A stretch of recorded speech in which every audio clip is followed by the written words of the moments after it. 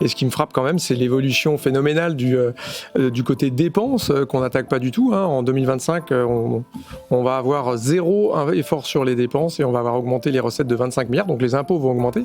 Mais si on se prolonge un petit peu la tendance, faut quand même qu'on ait tous un peu en tête les chiffres. En 2000, les dépenses publiques, c'était 760 milliards. On va être à plus de 1700 milliards cette année. Donc on a des dépenses publiques qui explosent.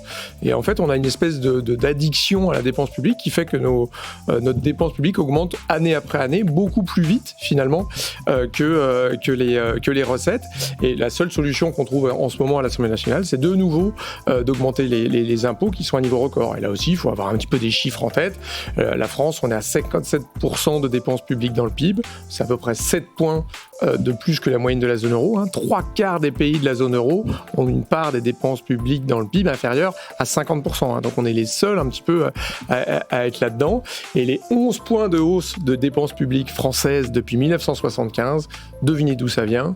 Ça vient aux 3/4. Ils avaient 8,5 points qui vient des dépenses sociales et de ça, 40% les retraites. Donc on a quand même une espèce d'addiction à la dépense publique qui est quand même assez frappante. Et on parle d'augmenter les impôts. On parle de 50 milliards sur les entreprises cette année. Absolument pas de la baisse des recettes. Regardez la sécurité sociale, 730 milliards de dépenses.